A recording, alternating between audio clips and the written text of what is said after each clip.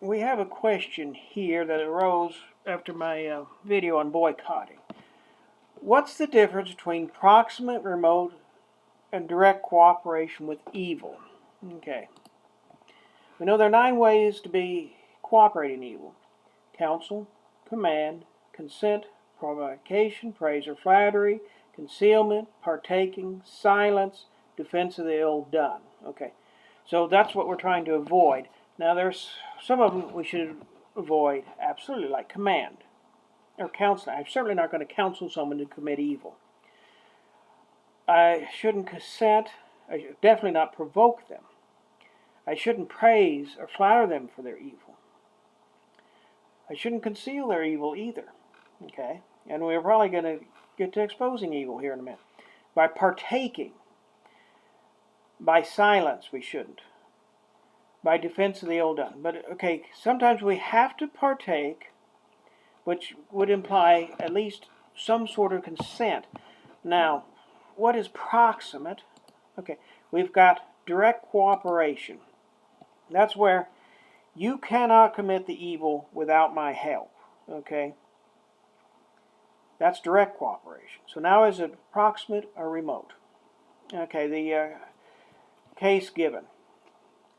You have loaned me your gun, and I have it here in my house.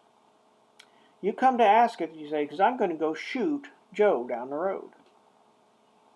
If I give it to you, that's proximate cooperation in sin. In fact, I'm obliged, although it's your gun, to retain it. Okay?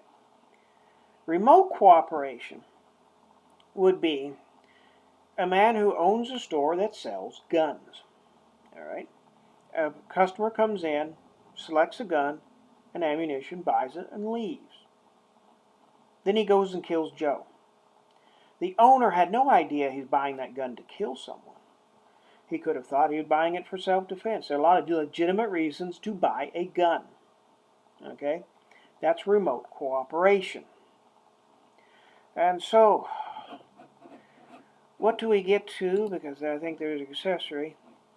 Okay, how far can people go in advancing anti-Catholic businesses without personally sinning themselves?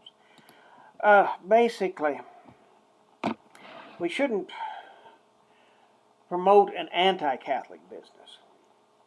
Our participation is for a necessity in a business that also cooperates in sin in some manner, or even sins directly. For instance, I go to the drugstore. Drugstores sell condoms. Condoms are sinful. They sell birth control. Birth control is sinful. But I need blood pressure pills, and the only place to get them is from a drugstore. Therefore, I'm permitted to go to the drugstore because I'm not cooperating in condoms, birth control, or any of the sinful activities going on there. I'm acquiring a necessity, all right? And that's an important point, is a necessity. To go there just to acquire luxuries, that's a little bit different. Now, if I had an option between a drugstore that refused to sell condoms, birth control, etc., and a drugstore that sells them, I should go to the drugstore that refuses to sell them, unless it would be a grave inconvenience, okay? Go say, my going to the drugstore, yes, I'm maintaining it in business, which is a form of remote cooperation. Now, proximate cooperation would be to actually work for a company that makes condoms as their sole item. Okay?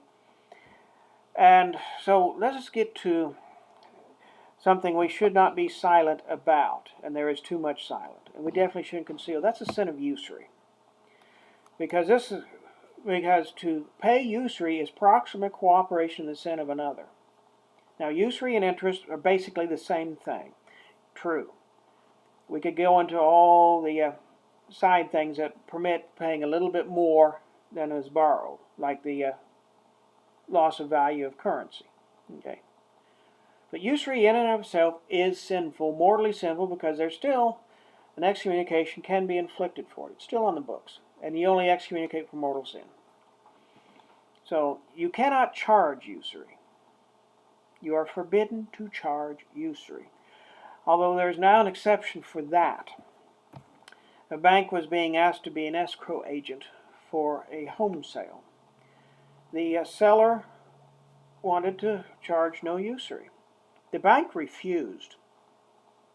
The bank says, you've got to charge usury, or we will not handle this deal. And so they charged a modest amount, which would probably only make up for the loss of currency value, which would not really be usurious. But they went in with the right intention. Now, we can pay usury, according to St. Thomas Aquinas, to acquire necessities.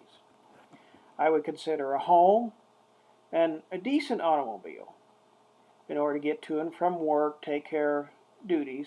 And in today's world, both the mother and father usually need a car. The father to go to work, the mother to go to the grocery store, shopping, take children to school, or homeschool them, take them to homeschooling events, whatever.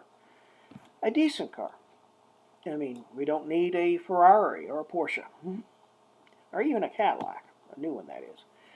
And so, for necessities, to go out and borrow money to buy a television, that's a luxury. You don't need a television. Now, maybe someone will come up with a case, well, we do need it because we use videos in homes. Okay. But for most people, they go out to buy it usually to indulge in sin. So they had to have dual sin of buying the television for a bad purpose and paying usury on it. So, necessities. I hope this has cleared up proximate and remote cooperation in sin. God bless you all.